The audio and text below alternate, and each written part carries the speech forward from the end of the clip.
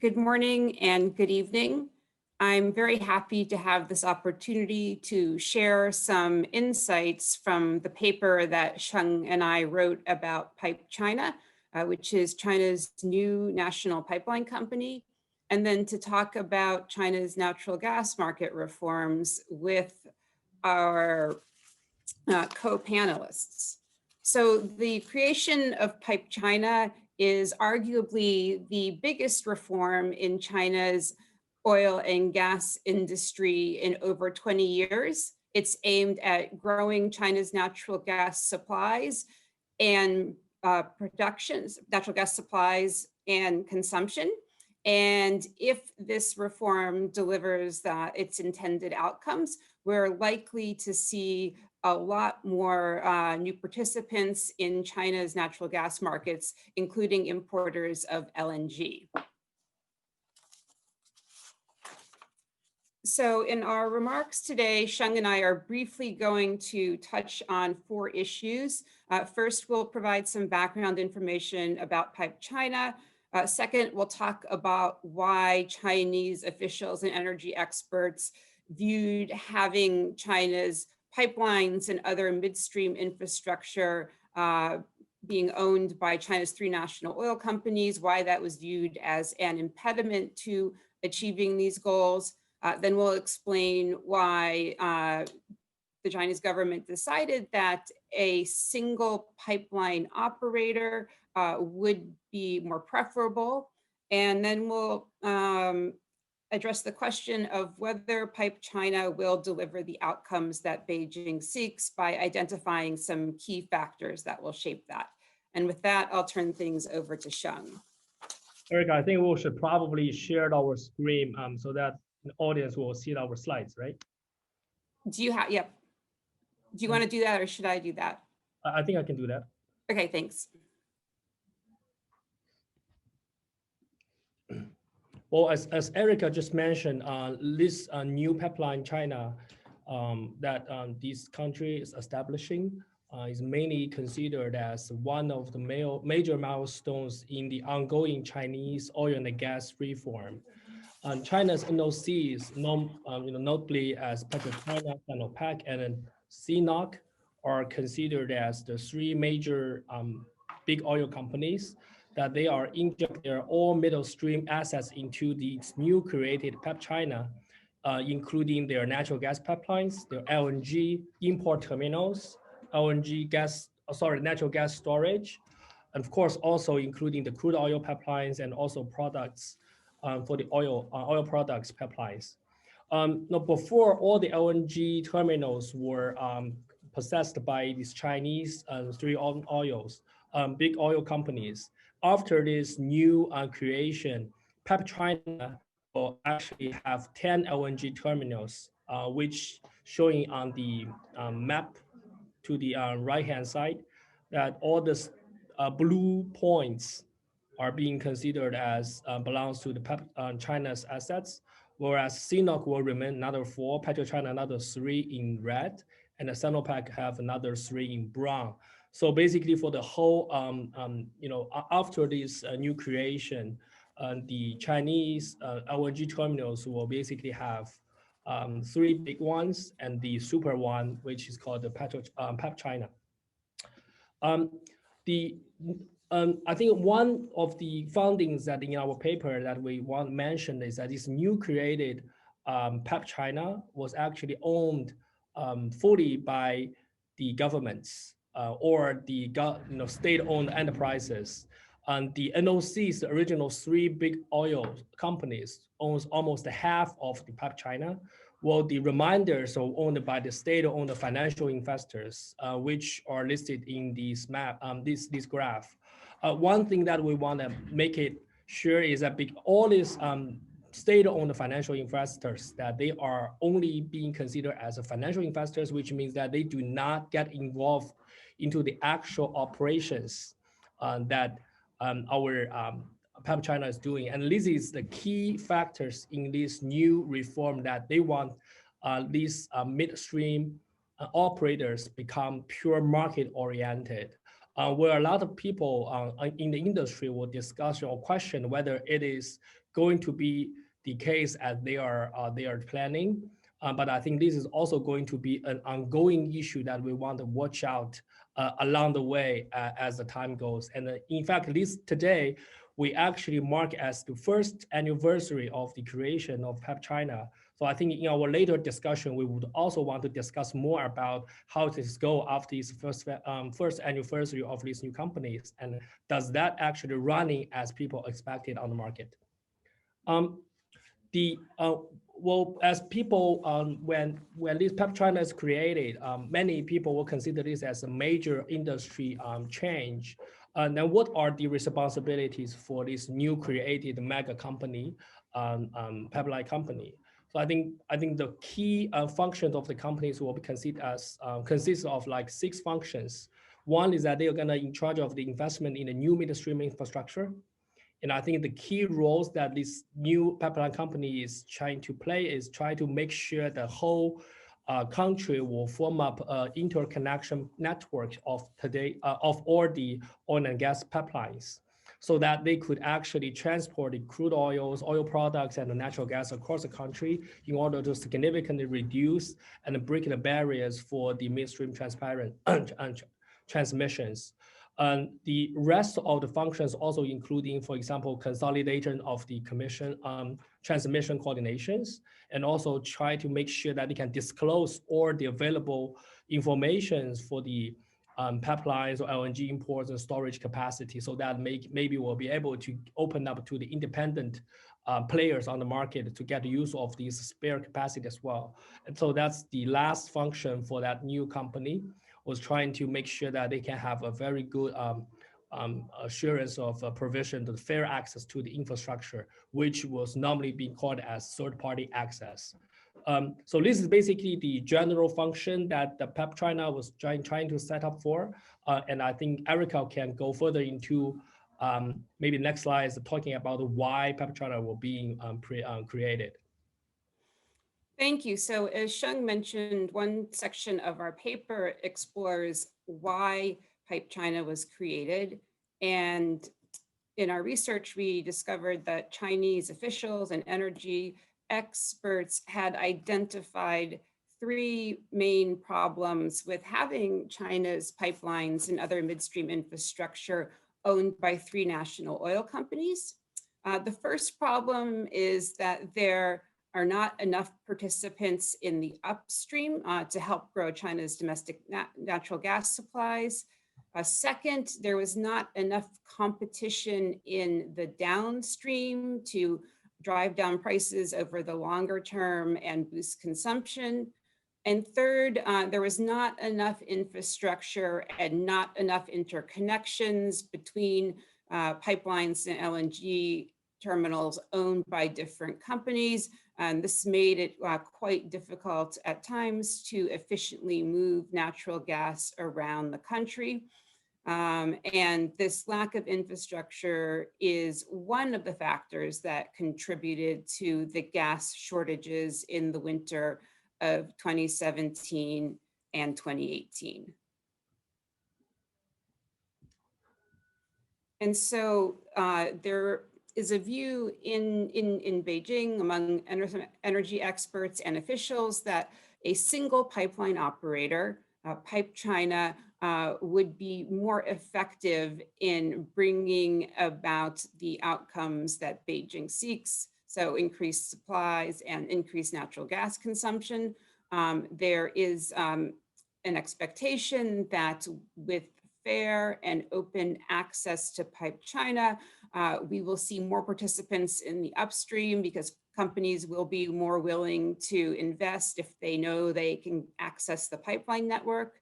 There's also a view that PipeChina will bring about more competition in the downstream, and this will, over the long term, result in lower costs for end users. And finally, there'll be more infrastructure and more interconnections because one of the things that PipeChina has a mandate to do is to help build some of the infrastructure that China needs to get supplies to consumers. And one of another very interesting observation that a lot of industry observers are very curious to see is that this type of new creation of this pipeline company might probably get engaged a lot more non-NOC importers of LNG to get into the market. And this is also some, especially on these international gas importers that and all exporters are looking for. So I think a lot of people will expect that if the PipeChina unfolds as Beijing intends to, then one likely result is that a lot of new LNG importers will be more eager to get into this new LNG trade business. And we actually see that a lot of non-NOCs already start their strategic movements into this industry, including a lot of residential city gas companies, a lot of other city or provincial-owned energy companies.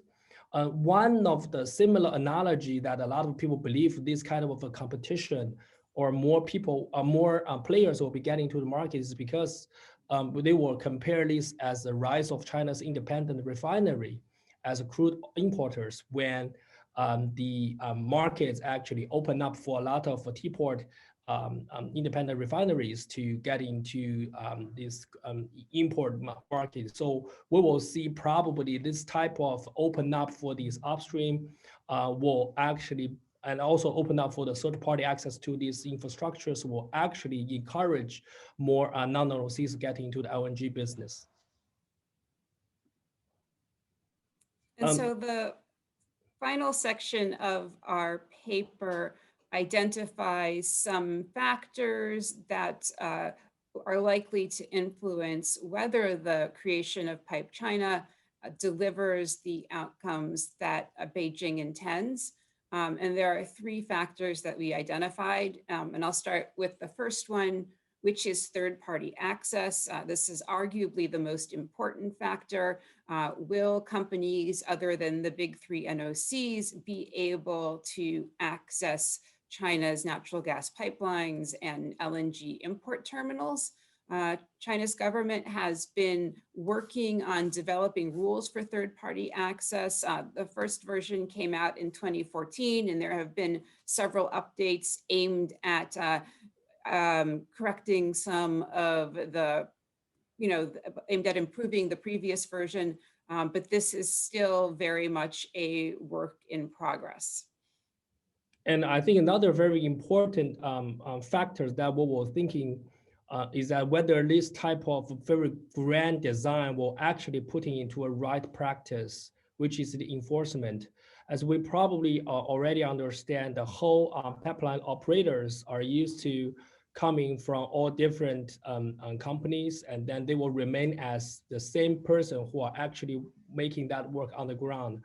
So whether the local operators will be able to enforce that very strict midstream access or midstream enforcement as the Beijing government were expecting to are still remain a question mark, and maybe they're gonna take a quite a long time for the real operators to try to sort of start to apply the new ways to do it, and let alone the local protectionism, and then probably also some of the other institutional barriers might probably also reduce the actual positive impact for that. And last but not the least, also the role of the NOCs was also sort of being questioned by the market observers. As we already know that NOCs will be also part of the shareholder of the new PipeChina, whereas they are also becoming the sort of competitors on the upstream and downstream. So how the NOCs will act on the Chinese oil and gas market, given this new change of the market structure, will also remain some time to be seen. So as a conclusion, we all believe that we will let the audience to aware of that PipeChina's change and creation is an ongoing reform. It is not something that changed overnight. So that's why we need to keep an eye on this process of changing, and probably will also becoming the reason why after 1 year of this company creation, we're setting up this discussion to see is there anything new that we could follow after 1 year anniversary? Erica, I think that's all of our paper. We're using a very brief time because we want to leave a lot of time for our today's panelists, and also a very interesting discussion followed with our very brief introduction of our paper. And if audience want to refer that paper, CJAP has it free version on our website. So we can go to CJAP website and download that paper for free. And David, with that, probably we will hand the floor to you as our today's moderator.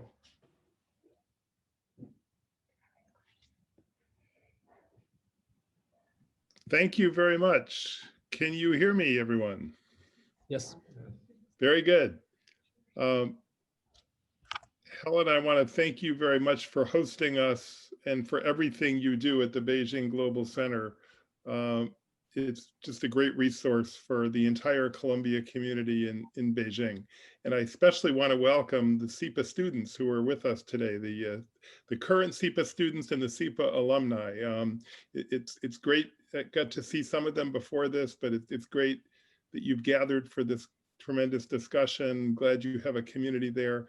And speaking for myself, I'm looking forward to returning to Beijing as soon as it's possible for that to happen.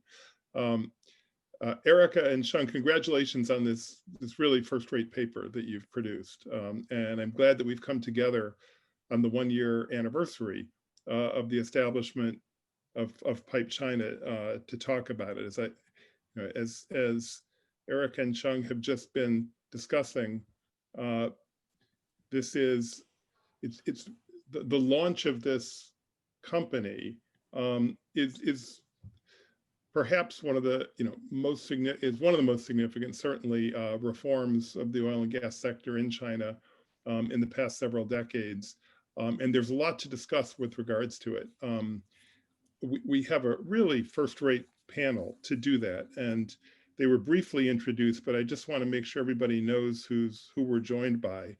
We're joined by first Dr. Yang Lei, who's a professor at Beida, and comes to Beida recently from a very distinguished career in government at the National Energy Administration for many years, and then at the International Energy Agency. By Jenny Yang, who's a senior director at IHS Markit and Global Gas and Energy. By Dr. Neil Beveridge, who's at AllianceBernstein and also an expert in these topics. And then by my friend, Dr. Philip Andrew Speed, global expert on these issues, who's at the National University of Singapore. And what I thought we would do is talk about a number of different topics. I'd like to discuss the implications of PipeChina on natural gas production and consumption in China. Maybe start there with talking about conventionals and unconventionals. Then I think it'd be very interesting to discuss the implications, if any, that PipeChina might have for climate change goals that have been announced by President Xi Jinping recently in very high-profile settings. And then discuss the implications for oil and gas reform more broadly in China. And then any topics that anybody wants to pose as well. I think some people have already seen that we do have a question and answer function in the chat. And so please feel free to, if you're in the audience, please feel free to send your questions and and we'll pose them to the panelists as well. So let me start just by asking about the implications of this reform for domestic production of natural gas in China, and see if any of our panelists have some thoughts about that, something that Erica and Sheng spoke to briefly. And I thought maybe I'd start with you, Professor Yang Lei, and leading expert on these topics. It looks like you're with us, and if you are and can hear us, I wonder if you have any thoughts on domestic production and the implications of PipeChina. Thank you, David. At first, I want to say congratulations to Erica and Sheng Yan. I think you made a very good paper. I think, in fact, I was a peer reviewer your paper, and I noticed it's really good progress, and really you addressing the right questions and were good sharing with the international community. And at first, I want to say, up to now, China's gas market reform is very in line with the international practice and make the market to be in the central role. And David Sandalow, you mentioned the carbon neutral target, and we do believe China is still a promising gas market. And for the past decade, for the past 10 years, gas consumption in China increased 2 times, means 3 times more than 10 years ago. And of course, it's not one stop to carbon neutral. So gas will play a major role for the energy transition in China. And you also mentioned the domestic production. But I think first I want to say, if we have a real market mechanism and the gas is a very flexibility energy for the energy transition, it will be very crucial for the more new renewable, including mainly the solar and the wind integration to the energy system, because they are not so stable. So gas can play a role for this renewable energy integration. So if China can create a real market, then the price will be if a right the market price can lead the energy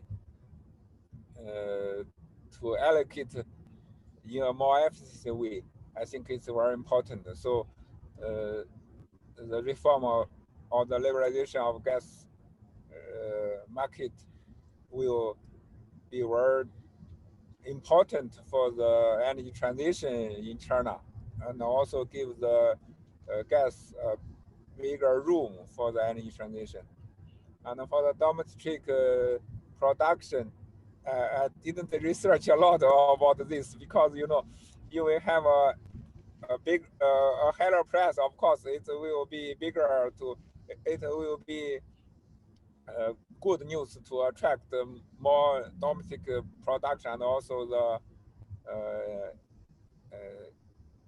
more LNG or overseas import. But my idea is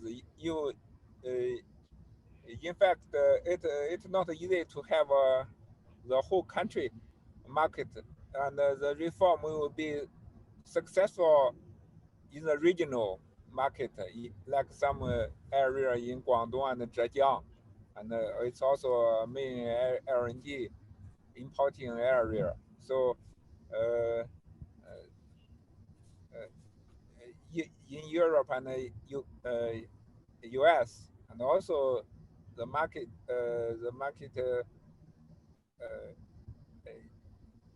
index, the gas index is regional, not like a whole country one. So I think we need some time, we need patience to have to reach the reform goal. But you China working well, everything learn and work with the international best practice, it's possible to shorten the process and to establish a real liberalized market in China. And thank you, David. I stop here.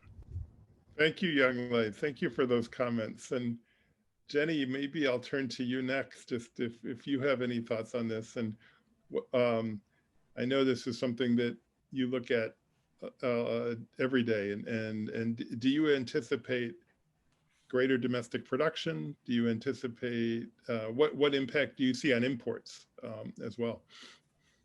Thank you for having me today. And I would say from a researchers on natural gas market, or Chinese natural gas market perspective, this is excellent progress. And we're very excited to see the progress that PipeChina has made in the short time that it's in progress. It's in establishment. In fact, we talked about the 1-year anniversary in December 2020 this month, but the actual the large-scale asset transfer did not happen until later this year. September 30th, 2020 is the time that PetroChina and Sinopec signed over the majority of the midstream assets that went over to PipeChina. So within a very short period of time of actual operation starting on October 1st, we have already seen multiple third-party access slots being granted to not only LNG importing terminals, but also pipelines.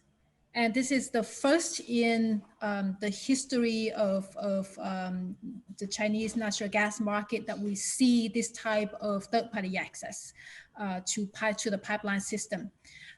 Now, what we talked about here is quite a limited scale so far. I think there are multiple reasons for it. One is that at the time that PipeChina started truly operation, really started operation in early October, we were at the beginning of the heating season, and supply security is the foremost concern for the government and for PipeChina. Therefore, leaving too much spare capacity available to the rest of the market could be a risk. And in fact, it worked out well, because right after PipeChina started operation, one of its LNG terminal, the Beihai LNG terminal, which previously was Sinopec, had a fire accident and shut down the terminal. So having spare capacity remaining in its book for PipeChina was helpful. Multiple other terminals were able to absorb the cargoes that were intended for Beihai LNG terminal. Now, the second part is also related to, in reality, the lack of spare capacity in the system. Professor Downs mentioned that before. It is one of the reasons why reform is needed now, because there's not enough capacity in the system. There's not enough midstream infrastructure in the system now. So what we're seeing so far is very good progress being made, but in our opinion, it's not a short-term transition. It's going to take a long-term progress to get us to that end goal. It's whether about having raise more capital to build more infrastructure, add capacity, and add connectivity among them.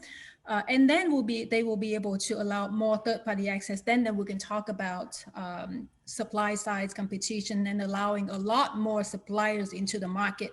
I think we'll get there someday, but nonetheless, in the meantime, in the short to medium term, we are seeing limited opportunity for new players, upstream players from that perspective.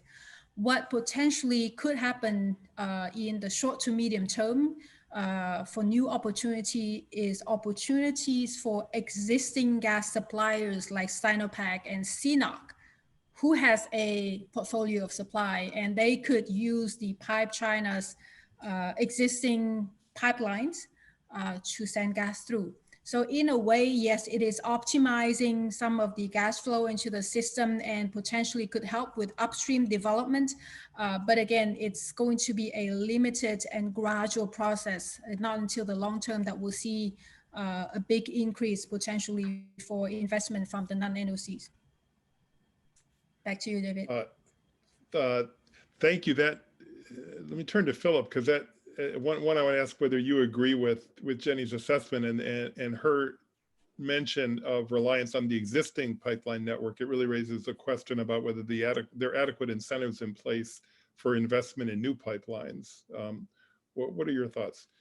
Well, yes, I mean, it's very interesting to hear Jenny say that there is now limited third-party access being implemented. I just wanted to say, before I get on to the investment thing, limited access, but it's LNG people getting in. Now, I was a geologist in China 25, 30 years ago. Gas deposits in China are not cheap because the geology is bad, or it's a long way from markets. So you're going to have this competition between cheap LNG trying to get in and expensive onshore gas. That being said, I'm interested, and again, Neil, I'm sure will have ideas on this being a finance man, is what are the incentives to build new pipelines? Because this is the problem everywhere. It's the problem we've had in Britain. You know, our privatization of gas worked because the engineers had already built a great network. And Europe's had a problem with getting pipelines built. And, you know, I'm reading the report they produced. You know, the government has squeezed down on pipeline tariffs. You know, fixed prices for city gates gas has gone. Xi Jinping has said that SOEs must be commercially viable. They mustn't have non-commercial objectives. So I see the problem as what are the financial incentives to spend billions of dollars on new pipelines if you're not going to get the money back? And again, the NEA is in charge of third-party access, but I'm sure the NDRC's pricing department will always have something to say about consumer end user prices. So for me, that's a big question. Will we get more pipelines? And is it then, are they truly commercially viable, or is it a non-commercial obligation? And Neil, your name was invoked. Any thoughts on this? And from a financing standpoint, what do you think? And then after Neil talks, I want to give Erica and Sheng a chance too to react if you have any comments on what people are saying. And I think you're on mute, Neil. Hi, good evening, everyone. Thanks, David. Yeah, so I'm Neil. I'm based in Hong Kong, you know, I cover the oil and gas equities in the region. But I'll just say a couple of things. I mean, first of all, you know, I think that the financial incentives to build pipelines are, you know, pretty reasonable in China. The government regulates the pipeline industry with an 8% return on asset. You know, if you look at the kind of levered returns that you can get on pipelines, you know, you can get 11, 12%, you know, levered type returns, which is, you know, probably better than what you'd see in a solar, you know, wind type project. So I think the, you know, the regulated returns are reasonable. I think to your question, David, around, you know, whether or not this is really going to stimulate, you know, Chinese domestic gas production, you know, I think this is what the government wants to achieve, but I think it is going to be difficult to achieve. I think the government's looked at the US and, you know, it's seen the shale revolution play out in North America, which has really been, you know, remarkable. And if you look at how that was achieved, it wasn't achieved through the Exxons, the Chevrons. It was really led by smaller companies, really doing innovative things to really unlock, you know, the shale deposits in the US. Now in China, there's an awful lot of shale. There's a lot of shale gas in China, but it's very deep, it's very complex, and you need companies with a lot of expertise and, you know, ingenuity to really unlock this. And the question is that, you know, with the opening up of the pipeline network, you know, are you really going to achieve this? I think it does remove one of the big barriers to competition. I think, you know, from speaking with companies operating in China, we know that access to market through midstream infrastructure was a big barrier. So I think PipeChina, you know, unlocks that barrier. But I still think there's problems. I think, you know, one is that if you look at international companies, I mean, they've largely withdrawn from China's, you know, shale industry. BP, Shell, Eni have kind of all pulled out of China. I think citing, you know, some pretty difficult geology. And, you know, there's just not the ecosystem of, you know, small companies that exist in China below the oil majors. So the question is really, who are these companies that are going to come in, you know, to really provide that competition? I think when China had its first shale licensing round, you know, we had real estate companies, tobacco companies. There was all sorts of companies coming in to pick up some of the acreage, but not really leading to a successful outcome. I think one of the big challenges that we've got is just simply, you know, it's fine to open up this, you know, the upstream competition, but you know, all the data really sits in the big companies, and this may sound like a small point, but when you're in the US, all the data becomes publicly available. So if you're picking up, you know, a shale block somewhere, you're really starting from scratch in China, and you've got to do all the seismic, all the you know, exploration research, you know, yourself. You know, there's not that kind of you know, data source that everyone can just pick up and get going with. So I think it's you know, it's difficult certainly for me to see you know, how this is really going to stimulate you know, exploration competition in the short term. In the long run, yeah, you know, I think it's definitely a step in the right direction, but I think we need to see more reforms really, you know, before we see, you know, China, you know, really start to develop a successful competitive upstream market. Eric or Sheng, any thoughts about these comments that you'd like to weigh in with? Sure. So first, I'd like to echo Jenny's point about the amount of progress that PipeChina has made in a short period of time. And for anyone who's been, you know, checking the PipeChina website like I have since it was set up, you can really see that just in terms of the amount of information that they have available out there. And then the second point I wanted to bring up is I recently read that there were over 900 companies or entities that applied for access to the PipeChina system. October 20th was the deadline, and by that deadline, you had, you know, close to 1,000 companies, and so I think that just sort of speaks to the pent-up demand for access to the system, and so, and again, sort of speaks to the importance of third-party access. Oh, just one quick point, David, just to echo sort of Mr. Yang Lei just mentioned, and sort of coming back to the finance model. So I think the major challenge for today is the market signal, whether this price funding function will be actually happening after we create this network. So my personal observation was that more likely that the whole Chinese gas markets in terms of the market signal or the price signal might not necessarily be a uniform one. So I think it tends to be seen as more sort of a couple of original market signal, and that could be reflect the true cost of that infrastructure building, which will be giving a reasonable repayment back to the investors. So I feel, so I think in conclusion, I think I still pretty confident that with different original market incentive price signals reflecting the cost, will be able to lead to a reasonable financial model for long-term investment like infrastructure.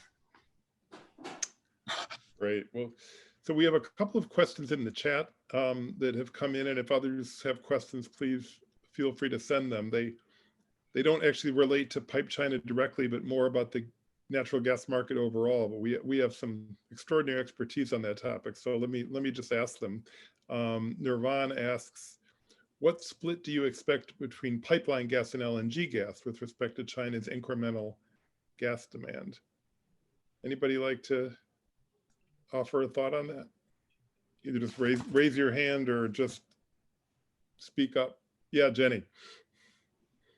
Do have an outlook for this, but I think it's other than looking at the outcome, I think the process of coming up with this is going to be a little bit more complicated, because China is one market, but it's really not one market. We really need to look at the regional market. In fact, the way that we do our modeling and outlook is that we look at the provincial level demand outlook. So provincial level, each province is its own market. Then we look at all the supply options into the country, and given the pipelines, the current status of the pipeline system and some expectation of where the new pipeline could come in and their capacity, then we build a optimization model trying to feed supply to meet that particular provincial gas demand growth. Now, in some cases, optimization don't really work for China. So we do need to build in a lot of expert expertise, expert opinions, as well as really challenge ourselves in making that assumption on pipelines.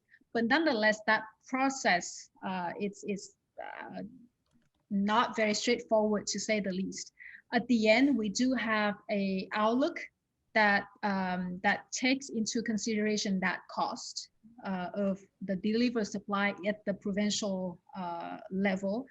But on top of this, I think maybe Professor Yang can chime in terms of the policies directions in terms of gas supply security could be a very big part of this consideration too. So I would say at the national level, something that maybe is acceptable for the Chinese government in terms of supply security could mean the majority of supply still coming from domestic sources. It's a very important part for the supply side supply security consideration. And then the other half could be slightly less than 50%, slightly more than 50%, but roughly the remaining half of the supply will come from imports, with half coming from LNG and potentially half coming from pipeline imports. But pipeline imports here again is coming from various different sources, and their costs from the landed price perspective and the delivered price perspective at the regional market could be quite different too. So I think at the national level, let me just leave it as that. At the national level, perhaps what we're looking at is in the medium to long term, 50, 25, 25 roughly. Thank you for that very crisp answer, Jenny. You raised a question about the government's interest in supply security, or you make a point about that, and that raises really an issue about the 14th five-year plan, and we have a question about that as well. And the question is, what are your expectations on natural gas use in China's 14th five-year plan? I know Dr. Yang or anyone else, do you have any thoughts about what you expect to see in the 14th five-year plan on natural gas?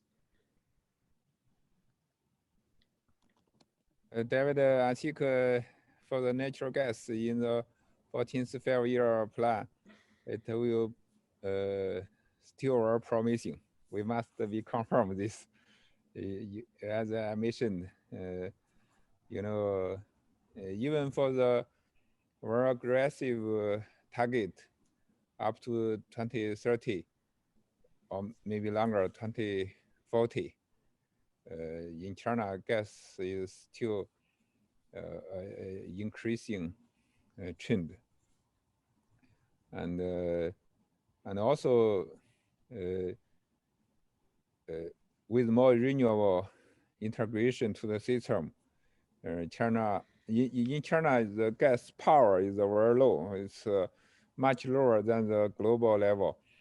Only for the capacity around 4.5% of the capacity, and the generation is lower, around 3.7%. So, like US, you have the gas power almost 1/4, I think. So, the gas power can support more renewable integration. I think it's a very important point. And now for the China consumption in China is mainly the industry and the residential, and maybe in the 14th five-year plan, Chinese government will addressing how can the gas, maybe consumption for gas will be more industrial and electricity. But you know, now we work with FiveYear Chen together to give some suggestion for the 14th 5 years plan in China, and it's still pending process. You know, after our President Xi announced our new target, you know, they are very busy. You know, I just finished meeting with them this afternoon because they have many things to rethink or change. So, but from my understanding, the gas will keep increasing, even for the very renewable people. They believe gas as a clean fossil fuel will play a very positive role in the next decades. Thank you, David. Thank you very much. Well, you mentioned President Xi, and he's made two very high-profile announcements about climate change policy just in the past few months, with the announcement that China would achieve carbon neutrality by 2060, which is certainly, it's a very ambitious goal. And then just last weekend, announcing China's new nationally determined contribution with some updates, including what, a 25% non-fossil energy by 2030. Does anyone have any thoughts about how natural gas will contribute to these climate change targets, and what role it will play in the transition? Honestly, no, because people they are rushing for the renewables and something, but the people, of course, the people focus on how to reduce coal and how to increase renewables, especially solar and wind. But people almost feel forget the oil and the gas. But as I mentioned, I think gas is really it's a clean fossil fuel, maybe the last fossil fuel to phase out. I think, David, just to add to that, David, I mean, I would just say that, you know, I think the, you know, you look at where China is today. I mean, gas is around 8% of the mix. I think the policy is pretty clear that, you know, we're heading for 15% of the energy mix by 2030 on natural gas. And, you know, it'll be interesting to see in the 14th 5-year plan if there's any adjustment or amendment to that target. Certainly, you know, we don't see that at the moment. It's not to say that there couldn't be changes, but, you know, I think the market's kind of expecting that 15% penetration of the energy mix by 2030 to hold. I think the interesting question really is what comes after that, because, you know, if you look at Europe, which is, you know, on a track to net zero by 2050, you know, natural gas penetration's peaked. You know, there's active plans to, you know, reduce gas consumption with the energy mix, but of course, gas in Europe is, you know, over 25% of the energy mix, you know, much higher level than China. So I would agree with, I think, the previous comments that, you know, I think gas is still going to play, you know, a big role in decarbonizing, you know, energy over the next, you know, few decades, you know, coal to gas switching, you know, in particular. But, you know, I think a big question that we really don't know the answer to is, you know, beyond 15% of the energy mix, you know, what's China's plan? Is it going to raise it beyond that, or is that going to be the level at which, you know, gas peaks out within the mix? Thanks. Any other thoughts or comments on this? Yeah, Jenny. I think I'd like to point out two additional points. One is that President Xi said that China will strive to achieve net zero carbon emission by 2060. That means that the long-term trajectory is there, but whether or not we need to achieve net zero carbon by 2060 or 2062 or 2065, that may not be nearly as important. But that long-term trend of decarbonization is here, has been already been confirmed. The second point is that I think part of the consideration why China has come out and made this commitment now, the net zero commitment, is that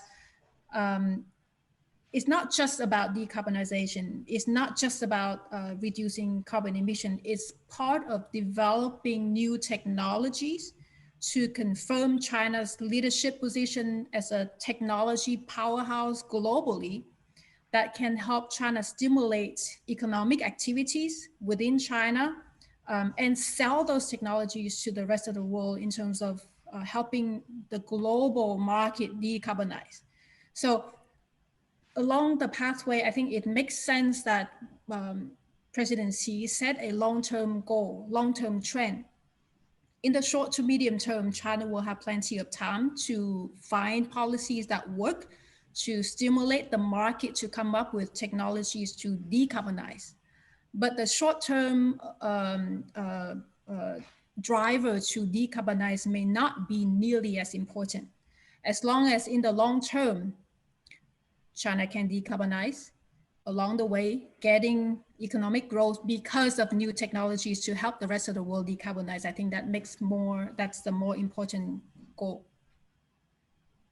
Look, can we change tack a bit and go back to what's one of the things that lies at the core of the report, and that's the ability of the NEA and its small staff and small number of regional offices to enforce the third-party rules that still are not finalized.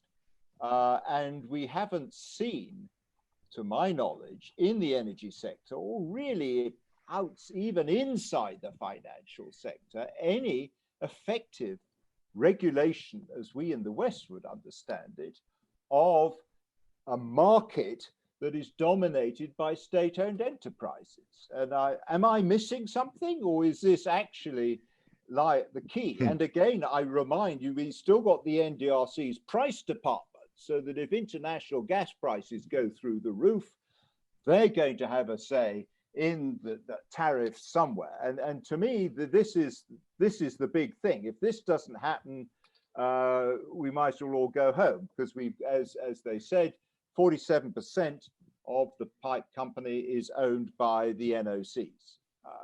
Somebody told me I'm missing something.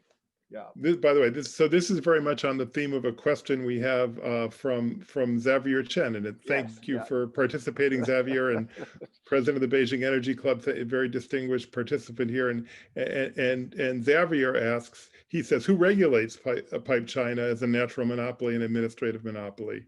Good question. And then he says the objective of reform is to build a competitive gas market to make gas more competitive against alternatives. How can China achieve this with a monopolistic pipeline operator? Well, I think the second bit of the question, I mean, in most countries, certainly in Britain, sorry, that's terrible. In Britain, the pipeline network is a monopoly, but it's owned by somebody completely different. That's the key, because you don't, this is natural monopoly. You don't have competing pipelines. So I think that bit is less relevant. The relevant bit is who owns the thing, and that they're state-owned, and that the NEA lacks capacity.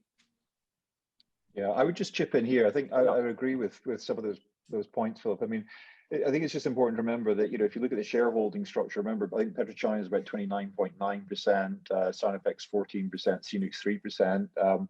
So none of the state-owned entities have, control. If you look at the board seats, if you look at the shareholding structure, I mean, nobody's got control amongst the NOCs. So it is an independent body in that sense. And I think the government's really, the key point is really separating the business of gas transportation from the business of gas marketing. I mean, that's really what this is.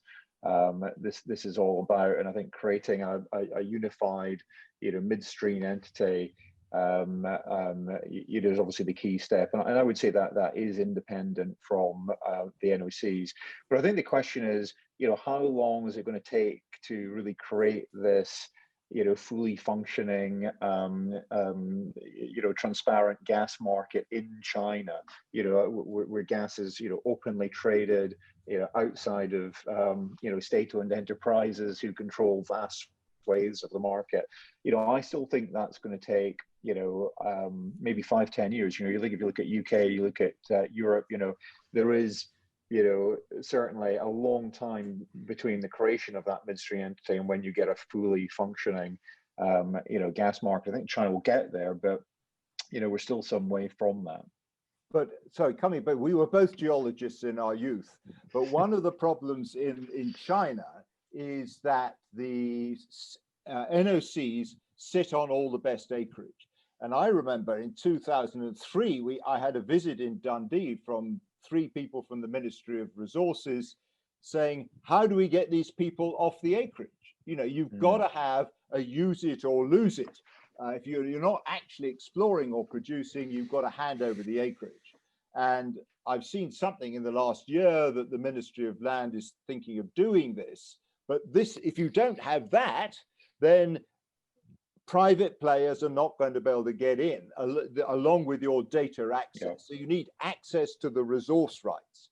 And I don't see major moves on that being happening. I mean, unless, again, I'm missing something. Have you seen anything on that? Yeah, no, I'd agree with you. And I think that the upstream part of this, in terms of stimulating the competition, I mean, I think that's going to take time to happen, if it happens at all. I think where we're seeing a lot of the competition is really around, imports. And I think somebody made the comment earlier that, it's really around, LNG imports where you really start to see the competition between the NOCs and the private players start to emerge. But I think upstream is going to be a lot more difficult.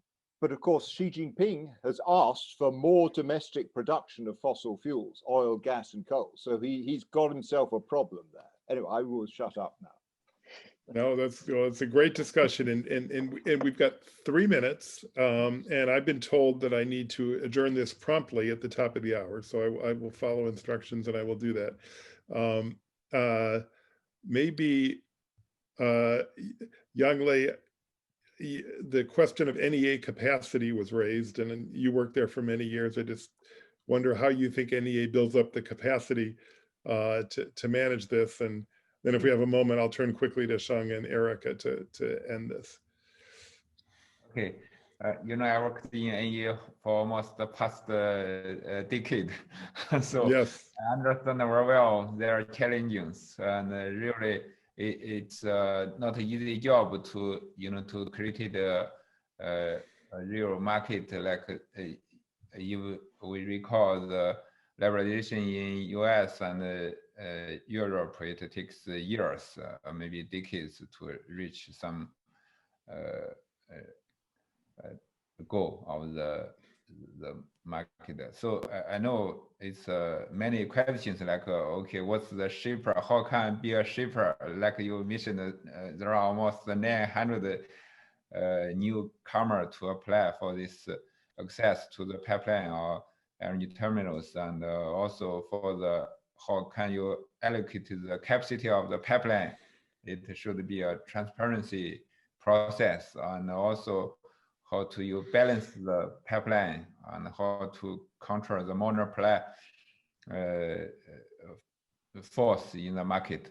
And really, it's many challenging things. And I know all these things are NEA are researching very carefully. I show you this book. This one is when I worked in IEA, we show the best practice of the international for the gas market liberalization. It also have an English version in the IEA's web page, and really it's a very challenging job. I do believe there is some options.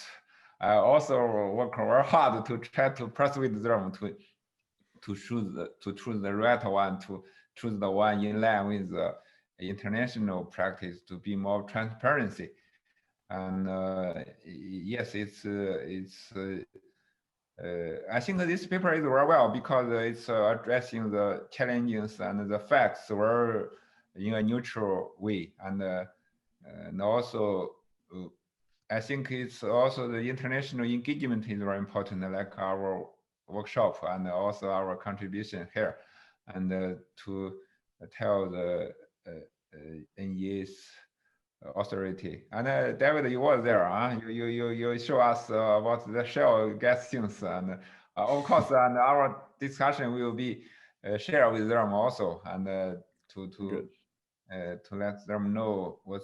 Because if China's gas liberation will be successful, of course it will be an international acceptable. Like ExxonMobil, like ConocoPhillips can sell more gas in a market price to China. So I think. Well, Yanglei, thank you so much, and thank you for joining us. And Neil, Philip, Jenny, thank you so much for joining this discussion. Erica and Sheng, congratulations on a very interesting paper on an important topic. You can find that paper on the Center on Global Energy Policy website if you'd like to, and you haven't seen it already. Big thanks to Helen and everybody at the Beijing Global Center for organizing this. Good evening, good morning, and we're signing off. Thanks, everybody. Take care. Thank you, David Sandalow. Thank you for your moderator. Goodbye. Goodbye. Goodbye.